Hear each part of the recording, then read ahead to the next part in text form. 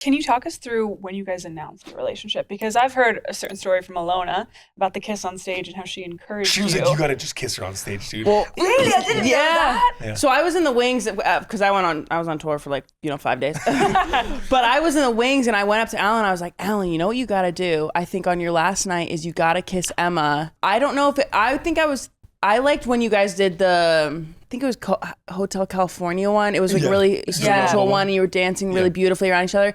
But I love how you did it. What made you decide to do it in that dance and that night? And we also, when we were watching that TikTok, we could kind of notice you looked a little nervous. Oh, yeah. you did. Oh, yeah. Tell us about it. Talk us through it. I had no idea that he was going to do it until that day. Yeah, I was like, is it okay if I kiss you? Because we keep things private, Yeah. you know? And that was the...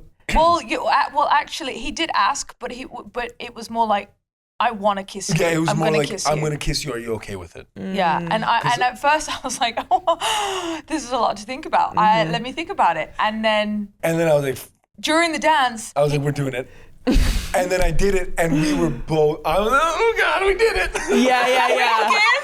And then we did the next bit of choreography super early. Yeah. Did you really? I love music. Yeah, And the choreographer is in the audience, Mandy Moore, who's amazing. She's in the audience and she's watching, and And she was so happy. she was happy for the moment. And then I think we went early because everybody started screaming and the screaming. adrenaline was going. Right. It was just really funny. Yeah. But I was like, I don't know. It was like, we spent this whole tour together. It was amazing. There's a difference when you make the relationship public. Mm-hmm. Oh, You know, it makes it so real. Yeah. And I think we needed to do that. I needed that. I needed it too. It really just makes it real. And you know, I want everyone to know that Emma's my girl. And I know she wants everyone to know that I'm her man. Definitely. And so that really did it. Look to the camera. Definitely. They are each other's. This I'm alien not is mine. smiling. Don't touch him. Let's just don't forget she was a rat that night. Yeah. I was an alien, but she was a rat from Ratatouille. We don't forget. Beautiful rat. That was, I think it's so cool. And how has it changed now being public with it? Because you guys were private for a while. And so that meant also in these spaces you were in, you had to be kind of cautious even because there's cameras all around. There's this and that. And you want to be affectionate. It wasn't like you were hiding it. But I think, Alan, when he would talk to me, you guys just loved that there was no, people coming into your relationship. Mm-hmm. I think the second we went public, it was like, oh, nothing else matters. Who cares what people think? And we had been living what are people going to think? And just protective and just private. And it gets in the way. And it was actually Britt, one of my best mates, Britt Stewart from the show, she said to me, you're kind of living in fear. You're not really owning your own life because you're worried about what people will say.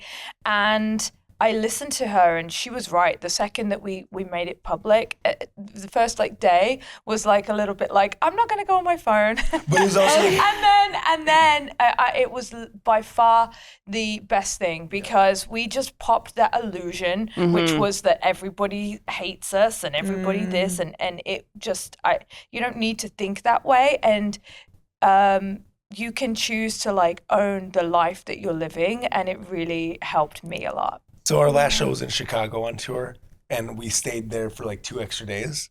And I remember that first day, we were not on our phones. Really? No. We were just okay, no need to look at it.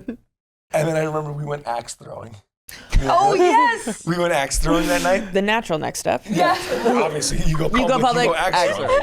She's really good at axe throwing. Yeah, I'm really good. Who knew? That's why I knew. Her back is to the door at restaurants. I was almost I'm regretting going public. She's much better than me at axe throwing now. What the hell? It's the only thing I can do.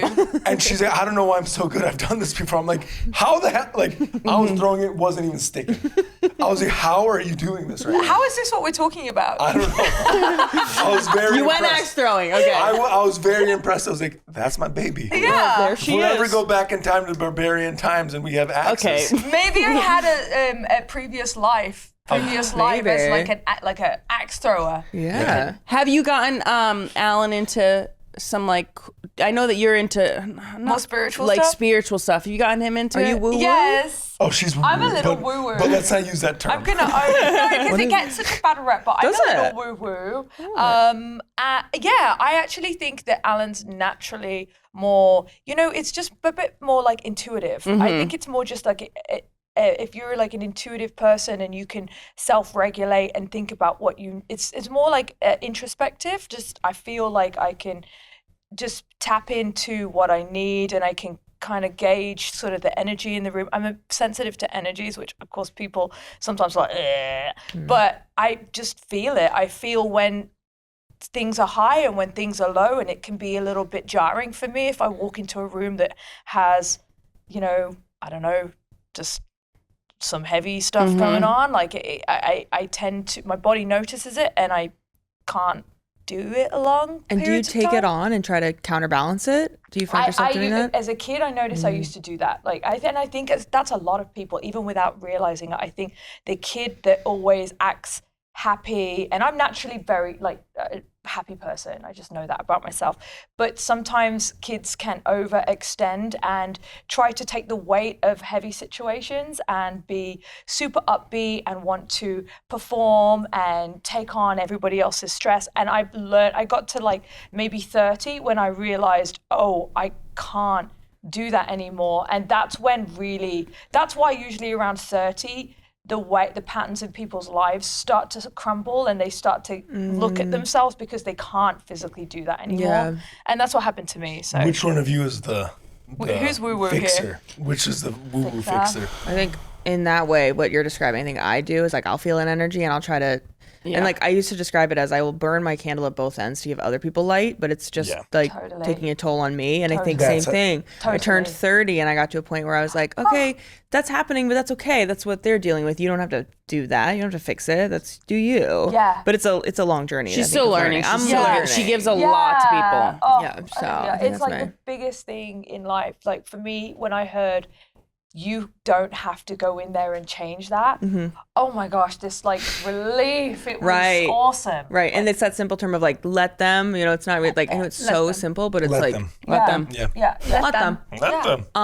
But I was like, ew, yeah, it really is that simple. Let them. Yeah. It doesn't really pertain to me, I guess. But yeah, I but think something that we spoke about this year as well is like, you can't change people's minds. Yeah. And you don't need to. If somebody's being negative, you're not going to force your positivity onto them. Yeah. Yeah. Don't just try to not take their negativity. Yeah. Like they can do their own thing and you don't have to be absorbing that. Which was kind of hard for me because I'd gotten to a point where, and maybe this is like an ego thing as well, which I'm trying to be really careful with. I'd gotten to a point where I'm like, well, what are you doing? I don't want to interrupt you while you're talking. So I want to move my hand. You can move your hand. But it's my left hand and I'm not a lefty, I'm a righty. So it's, He's also sinking into that couch. Yeah. It's getting deeper and deeper. I'm sorry, we were in a very deep conversation. Sam, yeah, I'm okay. ready now. No, it's okay. I forgot what I was saying. That's the other absorbing thing. people's I'm energy. really bad with focus. Oh yeah. I kind of felt like it. Oh, okay. I might be part of my purpose here. Might be just to make light of situations and to do that. So it's like a fine line between what I thought was something that I can give to a situation to. Oh no, you don't have to do that at that point. So it's like picking and choosing a little bit.